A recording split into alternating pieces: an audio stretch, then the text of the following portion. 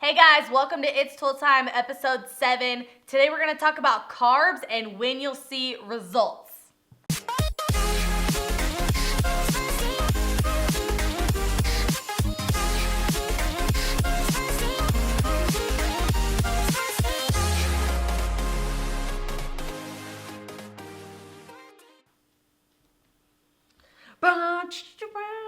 Don't you hear that every time? It's so true, right? I just hear the intro music like as soon as I get done talking. It's like, you know? Hey guys, welcome to the show, and I just want to thank you so much for submitting all of your questions. I'm so excited that I get to answer them for you, and if you want to submit your question at the end of this video, it tells you exactly how to do it. So our first question comes in from Snapchat. How many net carbs a day? Ketosis, question mark. So I have a funny story about this, guys, and those of you who don't know what ketosis is, it basically means pretty much restricting your body of carbs to lose fat. And I did this for a really, really long time. Would survive on pretty much like no carbs at all. And, you do see results from that. You do get pretty quick results from not eating carbs. But let me tell you what happens after. So, after losing some weight, doing that and stuff, and your body begins to shut down because your brain uses carbs for you to think, for it to put, two and two together. And you can feel your body start to shut down after, not having the right amounts of carbs in your body for so long. Your body just begins to just shut itself down. And when I could tell that my brain was just shutting down on me, I was like, okay, well, I obviously need to start putting this back into my diet. But as soon as I did, because it had been out of my diet for so long, my body had been starved of them, right? And it never knew the next time that it was gonna get carbs. And so when I started eating them again, like good, healthy, complex carbs, just like sweet potatoes, brown rice, oatmeal, I swear to you, I gained like 40 pounds in what felt like overnight. Because my body was like just trying to swallow it all up because it hadn't gotten any so long that it was like, oh my gosh, we've been deprived. It's trying to hold it all in and it's just storing it all as fat, right? So I gained like 40 pounds in like, it felt like overnight, but realistically it was probably like 2 months, a month and a half maybe. And it was just crazy, just ballooned up, and it took me so long to get back to like where I am now, where I just live a healthy lifestyle of not cutting anything out. So my answer to this question is I eat a lot of carbs a day, mostly all from vegetables and sweet potatoes, spaghetti squash, butternut squash, those types of things.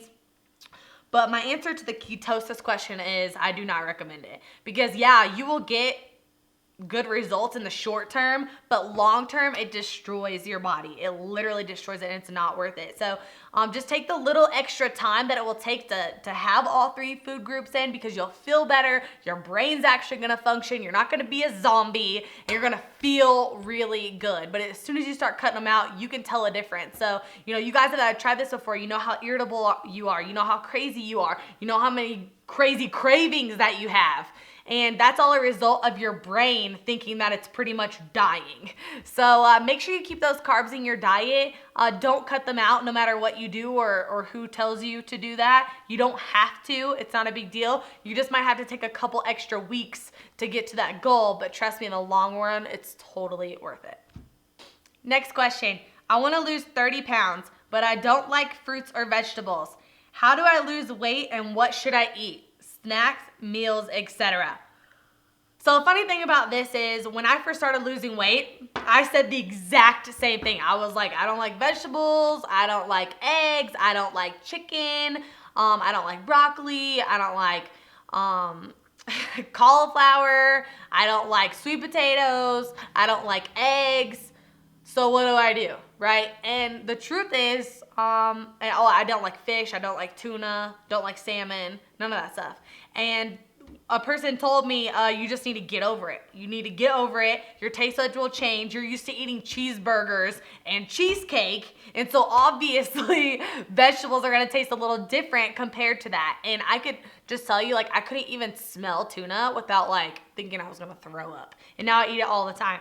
So you just have to get used to eating for purpose, not for pleasure. It's not gonna taste as good as the normal foods that you eat, but now it's so habitual for me to eat these things that they're good to me now. I love eating broccoli. I love green beans.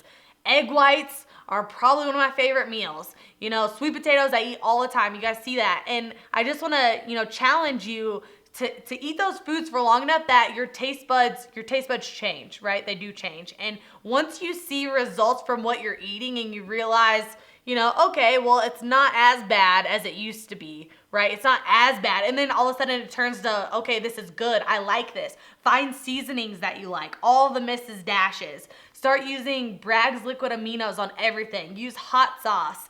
Use mustard. Use other things that you can heighten the flavor profiles to where it's not just bland, like bland egg whites. Like I mix in salsa. I have Bragg's liquid aminos in there. I top it with some Mrs. Dash or some popcorn seasoning and really make it like taste good for me, right? And so that's the way that I got myself pretty much trained to eat those things. And so I just challenge you guys, your taste buds will change. You just have to decide that, okay, these are the foods that I do have to eat. Like I can't just not eat vegetables. Like that's impossible. So learn to like it. Your taste buds will change. I promise. I was like the pickiest person when I started eating healthy, and I was like, oh, I'm never going to be able to lose weight because I don't like any of this food and it all tastes like crap, right? But I promise you, just stick with it. Find ways that make it taste good to you and stick with it. Next question. What is your motivation for exercise when you do not see results? You guys have to learn how to trust the process, okay? And this is one of the things that I failed at the most when I was first trying to lose weight. And when I say first trying to lose weight, I mean like the very first time. So like I would try to lose weight and then I'd be like, oh, it's 2 weeks and I don't have abs, so screw this, and then I would like start again, right? And then it would be like 3 weeks, then I'd be like, oh, screw this, right? And then, I'd do it again and again and again. And finally, I was just like, oh my gosh, okay, I need to just start trusting the process. They say it will work if I just keep at it and if I just keep focused on it and keep doing it, so I'm gonna try. And, it's really that like month barrier that people don't get past. That's really when you start seeing the results. In yourself, it takes like 6 to 8 weeks to see it in yourself, right? Other people see results in you in about 4 weeks, but it's because we see ourselves every single day, right? We see ourselves in the mirror every day and we don't look any different to ourselves than what we looked yesterday, right? We don't notice those changes. But my biggest thing is you need to start taking progress pictures. So take the same day every week, maybe Sunday morning before you eat breakfast, take a progress picture. Because 3 weeks from now, when you look back on week 1 and you compare the two, you're gonna be like, wow, man, okay, I can really tell a difference, like a little bit in my waist. And then when you look back from week 6 to week 1 and you're like, whoa, I really see a difference. But without looking at that before picture, with what you look like now, you feel like you still look the same and you get discouraged. So I just want you guys to truly trust the process and what you're doing. You're not gonna just like go from where you're at now to abs popping out in 2 weeks, okay? I can promise you that. So you have to stick with it. You have to stay focused on it. Take those progress pictures so you can actually log what's actually happening instead of what your mind is telling you is happening, because we don't see the difference, but when you record it, you can't deny it. So I challenge you guys to do that. All right, next question. How can I switch up my cardio workouts to see more results? I've seemed to hit a wall. So this happens to a lot of us that like find the one thing we like to do for cardio and we do that same thing like every single day over and over and over again. And we're like, but this is what I like to do, right? Well, you really need to get out of your comfort zone a little. And if say you're just doing like steady state cardio every day, just like on an elliptical, or you're doing like HIIT training every day and you're doing like the same things, you need to switch it up. So throw in some steady state cardio for those of you who are doing HIIT all the time, right? You can start doing cardio movements throughout your actual weight training workout. That's what does it for me. When I know I need to take it up a notch, I start doing some, like walking lunges. I start doing some toe taps. I start doing some box jumps during my actual weight training, and getting my heart rate up that extra little bit in between exercises is really what helps me like burn the fat and break through the plateau.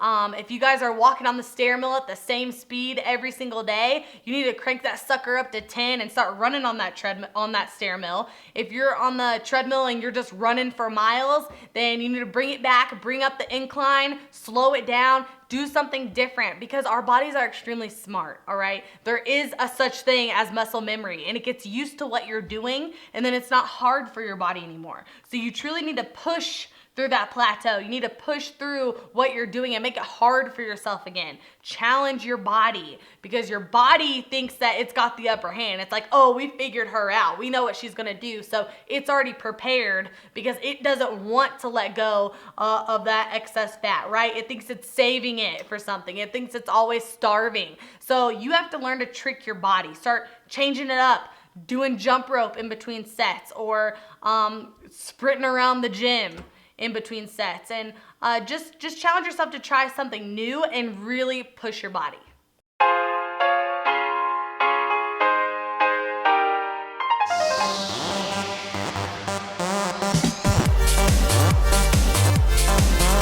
Guys, thanks so much for watching. Make sure to share this if you feel like this video helped you at all. Please comment below with all of your feedback, and make sure to follow me on Snapchat so you can see how crazy I really am.